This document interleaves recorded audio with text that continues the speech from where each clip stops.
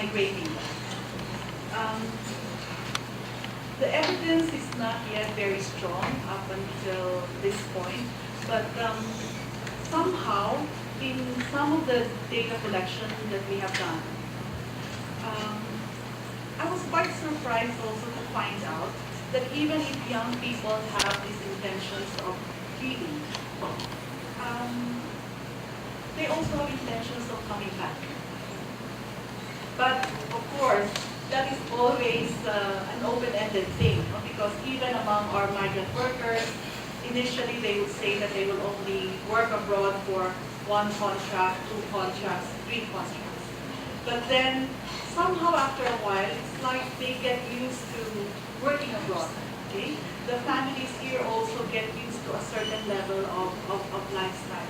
So I'm not very, very sure as to what these young people will also eventually decide later on.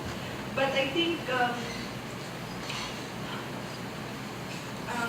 what probably can be done is really to it's also to consider that there are different types of benefits that we gain from our migration experience. Of course, there are also dire consequences. It's a very short answer, but somehow we try to maximize the benefits, the beneficial aspects of migration.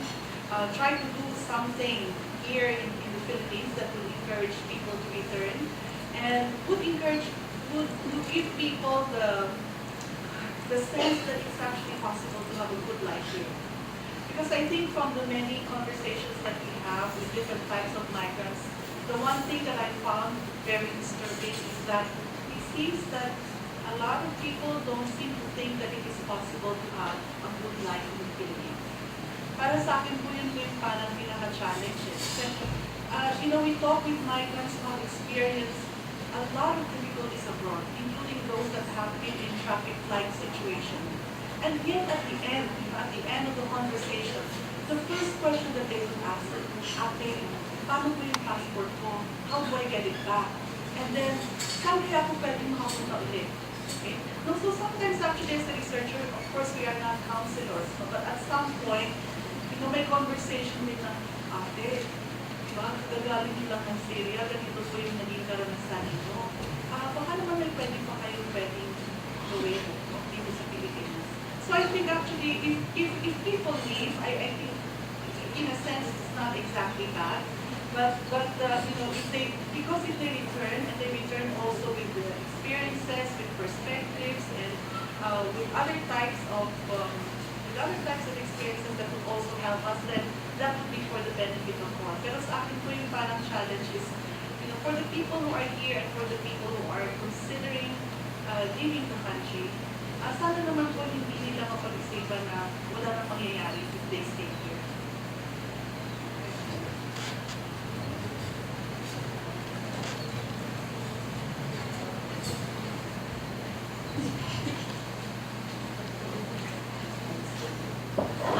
I don't really know how to answer Dr. Castillo's. All I can point out is yes, the problem exists, and also remember that it's always something.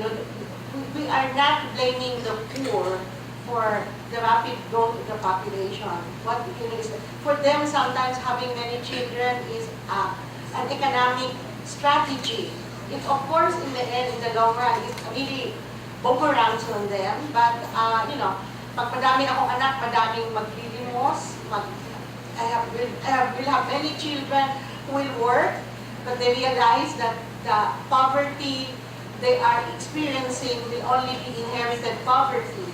And also, very Marga's point that some of the very poor think migration is an outlet, but then I go to countries that are really very, life is hard. I have seen Philippines, Nigeria, people in Yemen, or even in Jordan. You see that, street cleaners, Filipinos, and so on. And then I ask them, so how long have you been here? Ma'am, 10 years na. Okay. So, kasi kailangan may pera ako na ipababalik sa bank. So, and then, when you go home, ano ang plano mo? Magtayo ng business. So, I don't know how much, maybe that is something our, Marla and her group and other economists, what are the implications of, especially the poorest going out and coming back? Are they using this money that they've earned? Are they able to save? Or if they're able to save, are they saving on the right things? Because I have seen a lot, and many of them, they are sweeping streets, but buying so many electronic gadgets, sending so much and so on. So, are they spending this on education so that their children can have better lives? It's to go abroad. I've heard of interviews by foreign groups when they said many rural areas, their parents their dream is to have their daughters become japayukis, because japayukis can help them improve their lives. I don't know, but there are challenges. And it's regarding the poor, I think the issue is still how well are we reaching them? How well are we motivating them? Because in the end, remember, the family planning program is something that is voluntary. It's based on the rights. People have a right to decide how many children they want to have, what method they want to use. But we must be sure that our workers have the capability to explain things well.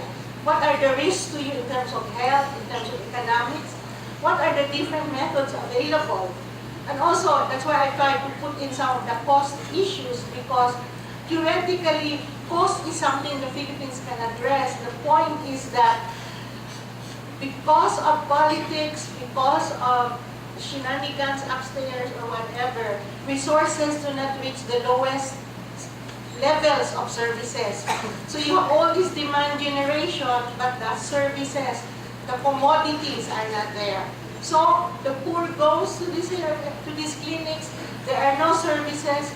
Kailangan balikan na naman, to go back to them and motivate them again.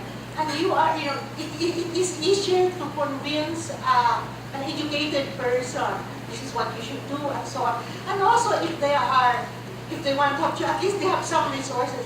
The poorest they need a lot of services and resources for them to make choices. And I think we're still very far from that.